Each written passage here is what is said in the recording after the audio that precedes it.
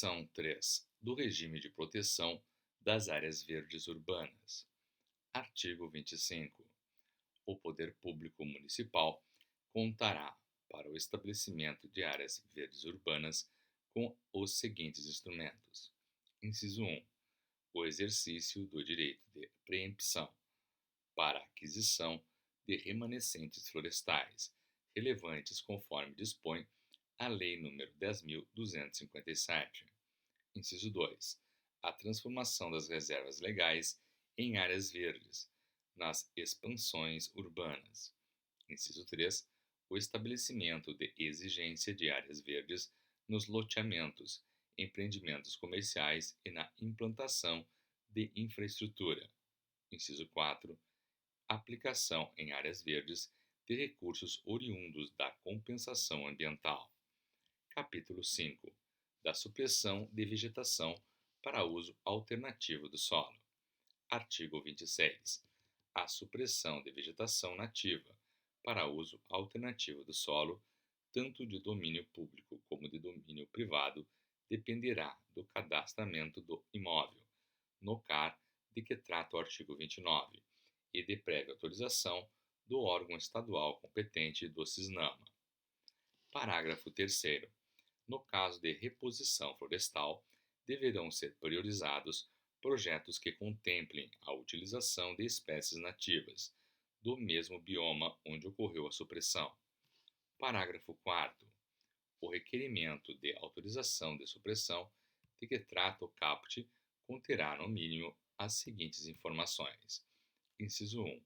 A localização do imóvel, das áreas de preservação permanente, da reserva legal e das áreas de uso restrito, por coordenada geográfica, com pelo menos um ponto de amarração do perímetro do imóvel.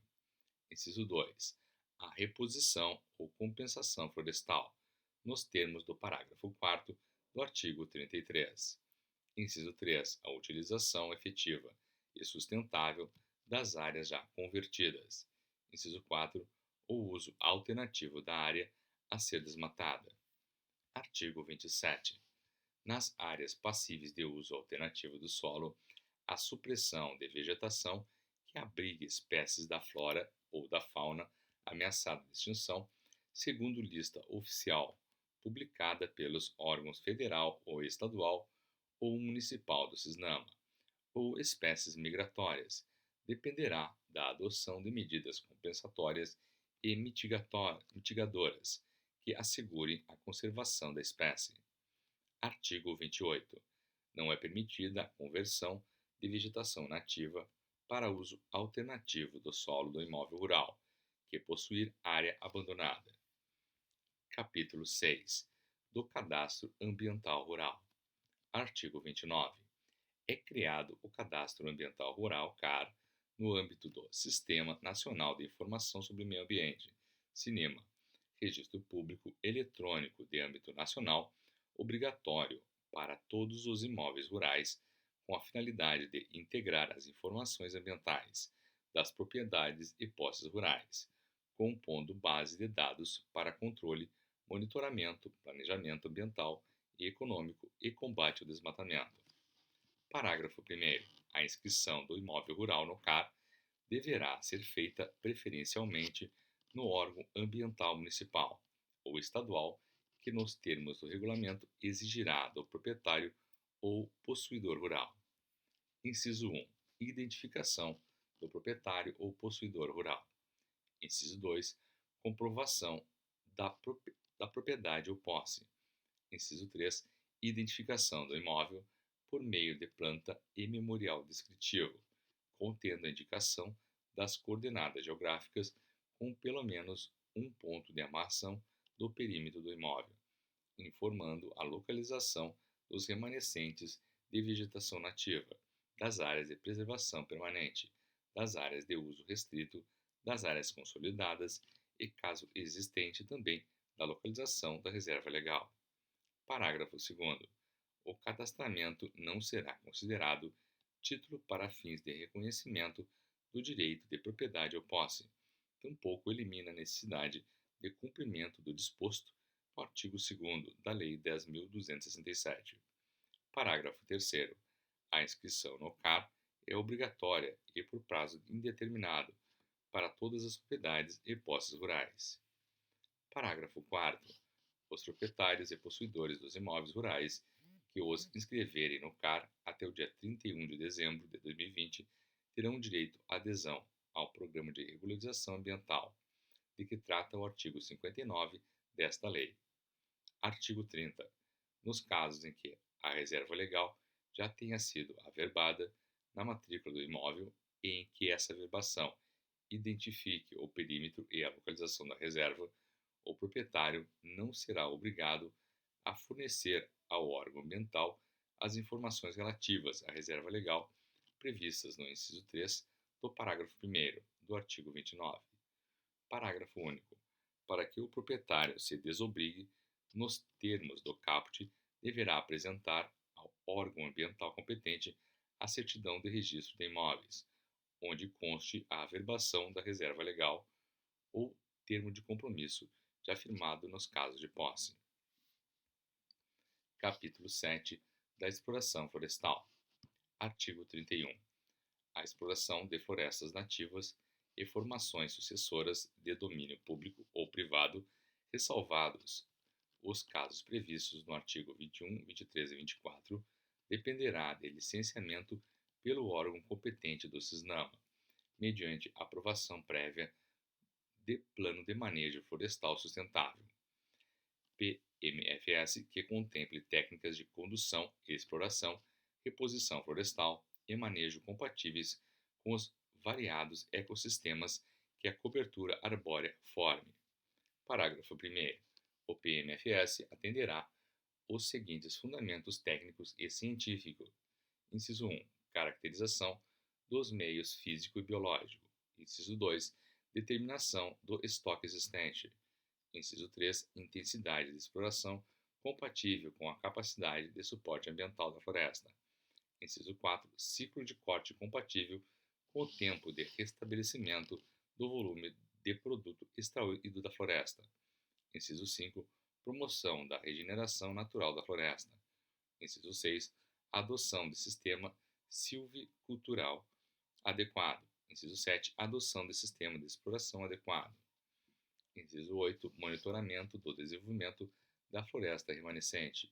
Inciso 9. Adoção de medidas mitigadoras dos impactos ambientais e sociais. Parágrafo 2º. Aprovação do PMFS pelo órgão competente do CISNAMA confere ao seu detentor a licença ambiental para a prática do manejo florestal sustentável, não se aplicando outras etapas de licenciamento ambiental. Parágrafo 3º.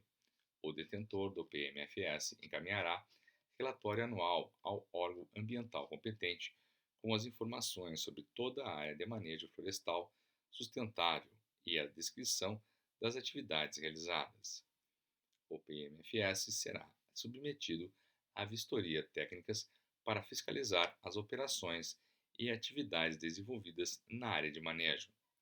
Parágrafo 5.